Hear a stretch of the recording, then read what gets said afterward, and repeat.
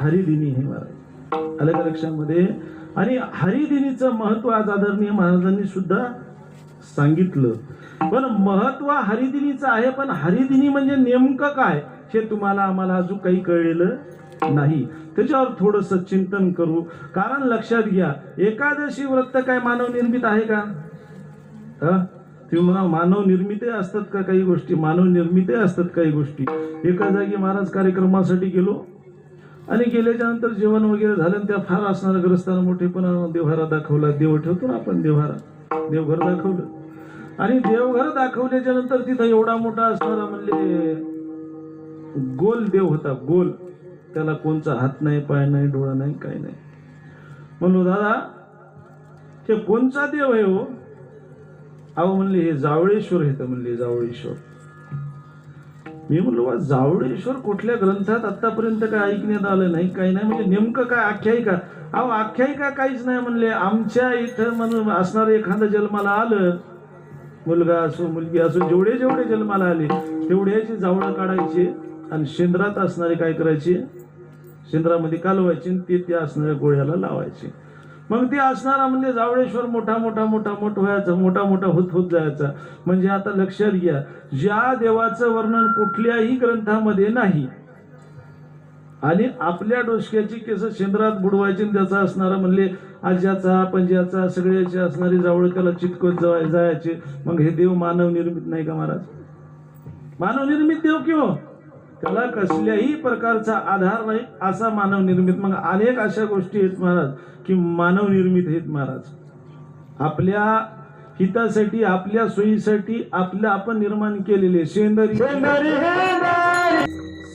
हेंदरी दैवते कोणती पूजती भूते खेते, आपुलिया पोटाची रडते मागते सीते अवधान. आपुलिया पोटाची रडे आणि काय ती देईल बराडी. अरे जी देवता स्वतःच्या पोटासाठी रडत असेल ती तुम्हाला आम्हाला काय देणार आहे दादा? आलं लक्षामध्ये? मग हिला देवता म्हणता येईल का आपल्याला? जी मागते तिला नाही. जी कोंबडं मागते, जी बकरं मागते, जी हलगट मागते, नको नको काय मागत असेल तिच्या जीवाला माहीत. एवढं जर असणारं मागत असेल ती आपल्याला काय देणार आहे? आपल्याला ती काहीही देणार नाही. आलं का लक्षामध्ये? मग या विषयाला असणारा म्हणले ग्रंथाचा आधार आहे का? कुठं नाही, आधार नाही महाराज. मग मानव निर्मित नाहीत तर काय आहे ते? मानव निर्मितच आहेत की देवता. मग तसं मग या ठिकाणी असणारी आजची हरिदिनी, आजची एकादशी मानव निर्मित आहे का? नाही महाराज, ही मानव निर्मित नाही. मृदुमान्य नावाचा राक्षस आहे म्हणले महाराज. मृदुमान्य नावाचा राक्षस. मग राक्षस कुळात आला जन्माला, कुठल्या कुळात जन्माला आला? तर महाराज असणारा हिरण्यकश्यपूच्या स्फोटी असणारा भक्त प्रल्हाद जन्माला आला. आणि भक्त प्रल्हादाच्या असणाऱ्या पुढं पुढं पुढं पुढं म्हणले त्या ठिकाणी कुंभ नावाचा असणारा एक राक्षस निर्माण झाला. आणि त्या कुंभ नावाच्या राक्षसाला हे असणारा मृदू नावाचा असणारा राक्षस निर्माण झाला. म्हणजे त्याच्या पोटी जन्माला, त्याच्या पोटी जन्माला आला. मग असणारा म्हणले काय करावं? जे आज्याने केलं तेच आपणही करावं, बरोबर आहे का? आणि या मृदुमान्य नावाच्या राक्षसाने महाराज तप केलं. भगवान श्री शंकराचं तप केलं. आणि भगवान श्री शंकर महाराज त्या ठिकाणी तपाची अंती शिव झाले प्रसन्न, मागे वरदान काय इच्छा. हे मृदुमान्य, काय पाहिजे? कशासाठी तप करतोस?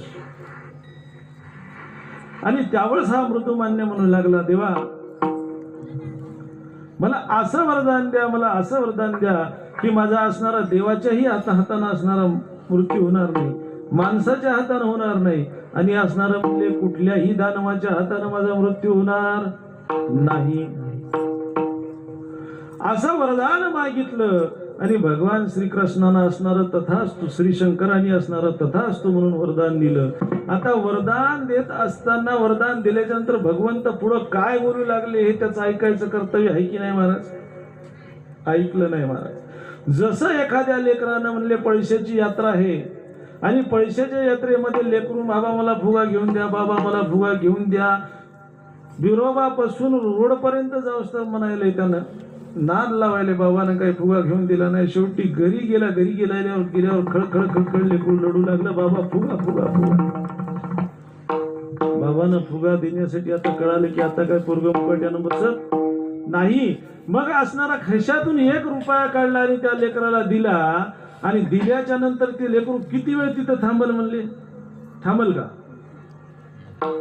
जे लेकरू 1 रुपयासाठी घंट्यापासून असणारा नाद लावायला त्याला रुपया भेटल्या 1 सेकंद सुद्धा थांबणार नाही. ते पळत सुटल कशासाठी? फुगा आणण्यासाठी. तसं या मृदुमान्याचं झालंय. भगवंतानी असणारा त्या ठिकाणी असणारा काय झालं महाराज? वर दिला तथास्तु म्हणल्याबरोबर हे पळाला. आलं का लक्षात? पळाल्याच्या नंतर भगवान श्रीकृष्ण श्रीशंकर म्हणतात, अरे मृदुमान्या, तू जेवढा असणारा सांगितलं त्या पद्धतीने मी तुला वर दिला, पण तुझा मृत्यू असणारा म्हणले एका स्त्रीच्या हातानं होणार आहे. हे यानं ऐकलं होतं का? नाही.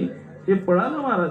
आणि पळाल्याच्या नंतर म्हणले महाराज, जे असणार आजाने केलं म्हणले महाराज तेच असणार म्हणले यानं सुरुवात केली. बघा, कल्पना करा, हिरण्यकशिपूच्या पोटी असणारा भक्त जन्माला आला. काय कारण?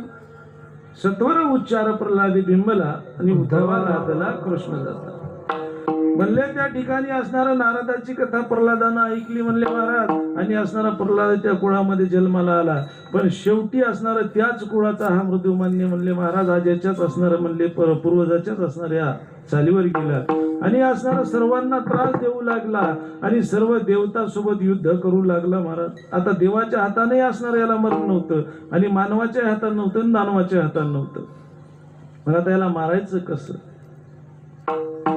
सर्व देव असणारे म्हणले महाराज मिळून असणार काय करू लागले? युद्ध करू लागले. पण हा मृदुमान्याचा त्या ठिकाणी पराजय होत नव्हता आणि सर्व देव असणारे म्हणले पराजित होऊन एका गुफेमध्ये थांबलेत महाराज. आणि गुफेमध्ये थांबल्याच्या नंतर प्रसंग असा आला. आता कल्पना करा, एखाद्या जर समजा बलाढ्य व्यक्तीनं एखाद्या सामान्य समजा जो बलहीन आहे अशा व्यक्तीला जर एखादी चापट मारली तर तो सामान्य व्यक्ती प्रतिकार करू शकतो का? प्रतिकार करत नाही महाराज. म्हणजे याचा अर्थ असा होतो का की त्याला राग आलाच नसेल? त्यालाही राग आला महाराज, पण असणारा तो त्या असणाऱ्या व्यक्ती सोबत लढू शकत नाही. म्हणून तो काय करायला असणारा रागानं घरामध्ये जाईल असणारा धुस धुस धुस धुस धुस करत याला राग अनावर होईल. बरोबर आहे का? मग या ठिकाणी तसंच झालं म्हणतात महाराज. या मृदुमान्याने असणारे भगवंताला पराजित केलं आणि विष्णू परमात्मा असणारे सर्व देवांना घेऊन इंद्र चंद्र वगैरे वगैरे सर्वांना घेऊन एका गुफेमध्ये आले. आणि गुफेमध्ये आल्याच्या नंतर म्हणले राग होता म्हणले महाराज असणारा, आणि त्या रागामध्ये असणारा भगवान विष्णू परमात्मा काय करू लागले? श्वासोश्वास घेऊ लागले. आणि तेवढ्या त्या प्रसंगामध्ये काय झालं म्हणसाल महाराज, तर असणारा भगवान श्री विष्णू परमात्माच्या असणाऱ्या नासिकेमधून म्हणजे नाकामधून असणाऱ्या ज्वाळा येत होत्या आणि त्या ज्वाळामध्ये एक स्त्री निर्माण झाली. आणि त्या स्त्रीनं भगवान श्री सर्व देवतांचं काय केलं? दर्शन घेतलं. आणि दर्शन घेतल्याच्या नंतर आज्ञा मागितली, महाराज हे भगवंता माझं प्रयोजन या ठिकाणी कशासाठी केलेलं आहे? आणि त्यावेळेस भगवंतांनी सांगितलं म्हणले भगवान श्रीकृष्णानं जे वर दिलेलं आहे म्हणले कुणाला? मृदुमान्य नावाच्या राक्षसाला. आणि त्या राक्षसाचा वध करण्यासाठी तुला अवतार या ठिकाणी दिलेला आहे. आणि क्षणामध्ये ती असणारी स्त्री म्हणले महाराज त्या गुफेच्या तोंडावर येऊन उभी राहिली. त्या स्त्रीचं नाव काय होतं महाराज? एकादशी. एकादशी नाव होतं. आणि ती स्त्री महाराज त्या गुफेच्या मुखावर येऊन उभी राहिली. आणि असणारे म्हणले तेवढ्यामध्ये असणारा तो मृदुमान्य आला. आणि आल्याच्या नंतर बघू लागला देव कुठे आहेत. आणि असणार त्या ठिकाणी महाराज त्या स्त्रीला पाहून मोहित झाला. आणि मोहित झाल्यावर म्हणले कुठल्या? म्हणले बरेच असणार म्हणले आजपर्यंत इकडे पाहिलं नाही, फार सुंदर हा म्हणजे असणारा. आता राक्षस म्हणल्यावर त्याला काय महाराज त्याच्यात परिणत तिचं वर्णन करू लागला. एवढ्यामध्ये असणार म्हणले त्या असणाऱ्या एकादशी नावाच्या स्त्रीनं काय केलं म्हणसाल तर असणारी कमरेची तलवार काढली आणि त्या मृदुमान्याचा असणारा वध केला. मृदुमान्य असणारा धारातीर्थी पडला, तर प्राण झाला महाराज. आणि त्याच नंतर काय झालं म्हणले सर्व देवता काय करू लागले? जय जयकार करू लागले. आणि त्या तिथीपासून असणारा म्हणले त्या ठिकाणी काय झालं? भगवंतानी विचारलं काय असणार तुझं मागणी काय आहे? त्यावेळेस सांगितलं, हे भगवंता, माझी आठवण म्हणून, तुमचा उपवास म्हणून एकादशी व्रत सर्वांनी करावं अशी माझी इच्छा आहे. तथास्तु म्हणून भगवंताने तिला वरदान दिलं. आणि तीच एकादशी म्हणले महाराज, ज्या एकादशीला हे कार्य घडलं ती असणारी आषाढी एकादशी. मग आषाढी एकादशी पासून कार्तिक एकादशी पर्यंत काय होतं तर चातुर्मास असतो. चातुर्मास आपल्याला सगळ्याला पंढरपूरला थांबावं लागते महाराज, बरोबर आहे का? चातुर्मासामध्ये आपण नाही गेलो तर आपण चातुर्मास म्हणजे 4 महिने काकडा करत असतात. हे असणारं म्हणले कार्य तेव्हापासून चालू आहे. म्हणून भगवंताची विभूती असणारी एकादशी आहे आणि हे व्रत सर्वांनी केलं पाहिजे म्हणले महाराज. व्रत एकादशी करील उपवास, गाईल आहारनिशी नाम तुझे. फार मोठं महत्व असणार या एकादशीचं सांगितलेलं आहे महाराज. म्हणून असणार, आता बघा ना, आपले प्रदीप मिश्रा सांगतात ना, 1 लोटा जल सभी समस्या का हल. समस्या निर्माण झाल्या तरच भगवंताच्या डोक्यावर पाणी टाकावून आपली समस्या सोडवावं असं वाटत असेल त्यानं ते कार्य करावं महाराज, बरोबर आहे का? समस्या भगवंतांनी आपल्याला सुखात ठेवा कोणाला वाटत नाही. प्रत्येकानं चांगला पर्याय आहे, चांगला असणारा योग आहे, करावं. पण ज्याला जीवनामध्ये समस्याच येऊ नये असं वाटत असेल त्यानं काय करावं? व्रत एकादशी करील उपवास, गाईल आहारनिशी नाम तुझे. म्हणून अनन्यसाधारण महत्व महाराज या एकादशीचं आहे.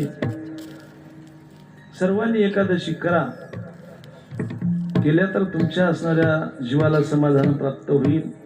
कारण भगवंताची असणारी विभूती म्हणजे एकादशी आहे. असो